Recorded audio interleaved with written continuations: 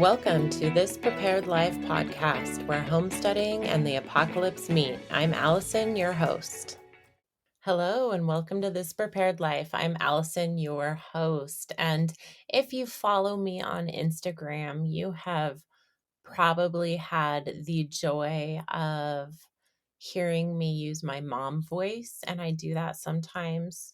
Sometimes I get a little fired up about a topic, and I don't hold back. And today is going to be one of those episodes, so you can bear with me, and I hope that you will listen to the end of this.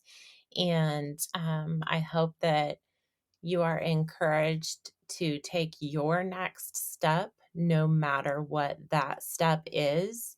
When I first started this podcast, that was my hope and my goal, and it still is to this day, that we can be encouraged, that we can learn something and gain knowledge, and that we can know that we are not alone in this.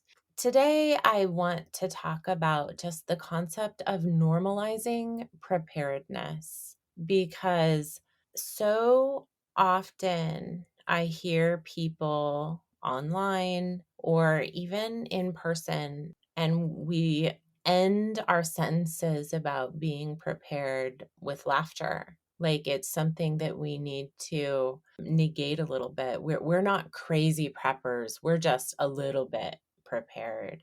And I think it's okay to be a crazy prepper. Be a crazy prepper. I think prepping is nothing more than planning for the things to come. That's our definition here.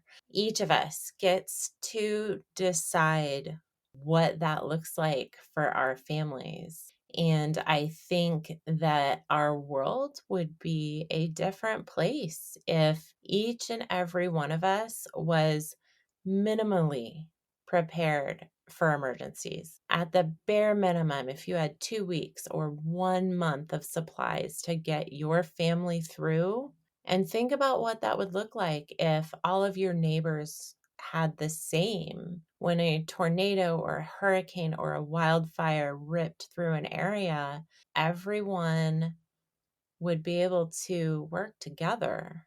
And I think that that is a beautiful picture. Do I think that that will happen? Sadly, no, just because I think too many people are so dependent upon the system and then they believe in that system. The Pollyanna in me still holds some hope there. So, how do we normalize prepping? And I'm not sure if I have an answer for this one. So, you guys are just going to have to listen to me ramble. Prepping used to be normal. And it wasn't called prepping, it was just life. Some of our grandmothers, our great grandmothers, our great great grandmothers lived in a way where they prepared for the things to come. All summer and fall, they planned for winter. They didn't just get to run to the grocery store. And that's a modern convenience that we have. And I think that that is a lie that our society has gotten us all to believe that the store is better. I don't think the store is better. I think we each need to have skills and knowledge to take care of our families and our food supply, because when we are dependent upon that grocery store to provide our family's food needs, something's broken. It's not always going to work. And I think this last 2 years have been a great awakening for a lot of people, in that our system is broken. Our food chain is broken. Our supply chain is broken. We need to separate ourselves from these things. We gave away our security when we believed the lie that we no longer need to do these things for ourselves. Whether that is growing our own food or raising our own food or canning our own food or preserving our food, or even knowing how to cook our own food. Those things are important, and we need to get back to that.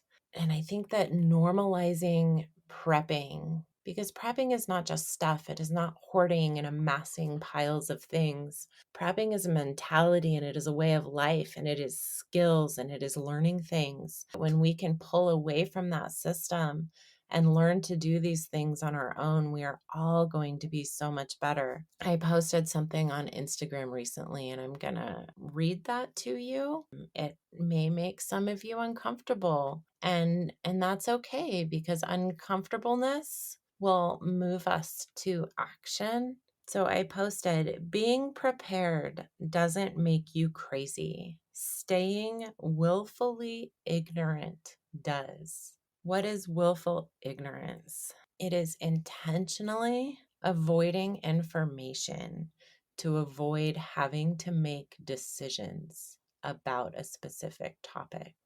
I have family members that I try and talk to about preparedness, and they don't want to hear it, not because they do not think it's needed, but because they just want to ignore it. And that is willfully ignorant.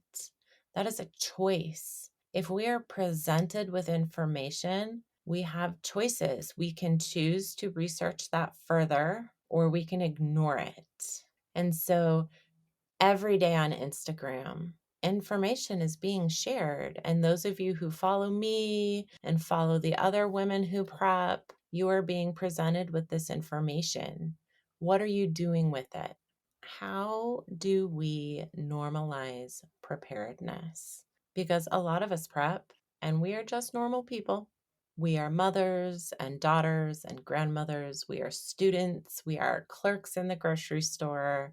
So many of us prep. It doesn't matter if we're prepping for a power outage or an EMP, a wildfire or a civil war, a hurricane or the collapse of society. What matters is that we prep, that we are not hiding from it. How are we bringing that up to the others in our lives in a way that we are not revealing too much about ourselves, but bringing this topic of preparedness out into the open so that it is more than a laugh out loud at the end of a sentence? I'm not just a crazy prepper, because we need to be having these conversations. Are we sharing that we stocked up on batteries just in case there's a power outage? Because power outages happen, especially if you live in an area with winter storms. Are we saying, I stocked up on food and water just in case of hurricane or tornado? Those things are normal, everyday events that happen in our lives. And when we prepare, we're not preparing for if something happens, we're preparing for when something happens, because things happen in our lives. Job losses happen, hurricanes happen, wildfires happen, earthquakes happen, tornadoes happen. And yes, these are scary things, but we do not need to fear. We need to prep, because prepping helps us and helps our families get through these things. Sometimes I'm torn on this topic of normalizing prepping, because yes, I want everyone to prep. And I do. I fully believe that. If you are not a prepper yet, please get started, and please do not hesitate to reach out and ask questions, because prepping should be normal. Shouldn't be something we need to hide that we do. And sadly, it is. So if you do not prep, please, please reach out and ask questions and get started. And if you do prep already, how can you and I normalize prepping? This is such a big, big topic, and I don't think it's one that anyone has an answer for, because our society has made preppers crazy. We have been labeled as hoarders and doomsday preppers, and we live in houses and bunkers with piles of stuff that expire and go bad. And that's not what we are. We are, like I said earlier, we are mothers and wives and daughters and grandmothers and grocery store clerks and students, and we prep. So this was a ramble, and it's just a lot of the thoughts that have going through my head, and I hope you will think about them too. How you can normalize prepping in some way to those in your circle. Thanks for listening today, and until next time, remember, every little thing matters, and a goal without a plan is just a wish. If you have any questions, feel free and find me on Instagram at thispreparedlife. You can also visit thispreparedlife.blogspot.com. If you enjoyed today's episode, I would love it if you would leave a review on Apple Podcasts.